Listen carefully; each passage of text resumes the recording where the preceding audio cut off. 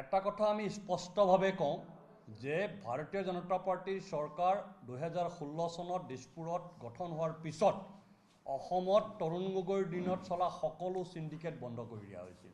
আৰু সিন্ডিকেট যেতিয়া বন্ধ কৰা হ'ল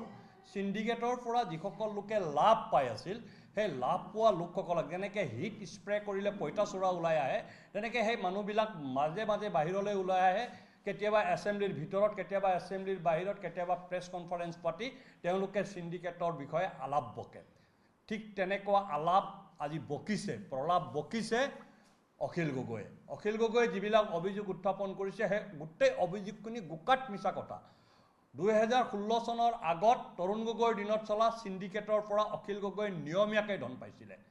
2016 চনত ভাৰতীয় জনতা পাৰ্টিৰ চৰকাৰ গঠন হোৱাৰ পিছত অখিল গগৈয়ে সেই ধন পোৱাটো বন্ধ হৈ গ'ল কিয়নো সিন্ডিকেট ব্যৱস্থাটোৱে বন্ধ হৈ গ'ল সেইকাৰণে অখিল গগৈয়ে দিনতে সৰিয়হ ফুল দেখা হৈছে আৰু সিন্ডিকেট চিঞৰি থাকে গতিকে অখিল গগৈহঁতে এতিয়া এনেধৰণেৰে মানে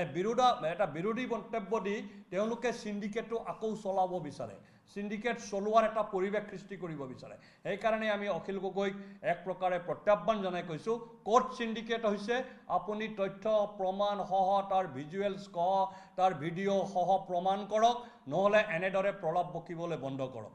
এক নম্বৰ কথা দুই নম্বৰ কথা অখিল গগৈক আমি সাৱধান আৰু সতৰ্ক কৰিছোঁ যাতে তেওঁ অসমৰ জনসাধাৰণক বিভ্ৰান্ত কৰি এক অৰাজক পৰিস্থিতি সৃষ্টি কৰাৰ কাৰণে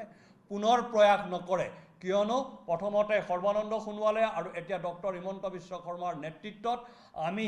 ভাৰতীয় জনতা পাৰ্টিৰ চৰকাৰে অসমখনক সম্পূৰ্ণৰূপে সিন্ডিকেট মুক্ত কৰিছে আৰু অনাগত দিনত আমি কেতিয়াও ক'তো সিন্ডিকেট হ'বলৈ নিদিওঁ সেই প্ৰতিশ্ৰুতি আমি অখিল গগৈক দিছোঁ অসমৰ জনসাধাৰণক দিছোঁ আৰু অখিল গগৈক কৈছোঁ যে কংগ্ৰেছৰ দিনত যেনেকৈ টকা তুলি পেলাই তেওঁ ৰাজনীতি কৰিছিল আন্দোলন কৰিছিল সেই দিন আৰু অসমত পুনৰ ঘূৰাই নাপায় অখিল গগৈ সেইটো তেওঁ জানি লওক ধন্যবাদ অখিল গগৈৰ ওপৰত ৰাইজে ব্যৱস্থা গ্ৰহণ কৰিব যেহেতু অখিল গগৈ মিছা কথা কয় অখিল গগৈ এক অৰাজক তত্ত্ব হয় অখিল গগৈ উন্নয়ন বিৰোধী মানুহ হয় যেতিয়াই উন্নয়নৰ কাম চলে তেতিয়া অখিল গগৈয়ে তাত জঁপিয়াই পৰে আৰু তেওঁ কেতিয়াবা ঠিকাদাৰৰ বিৰুদ্ধে কেতিয়াবা চৰকাৰৰ বিৰুদ্ধে কেতিয়াবা মাটিৰ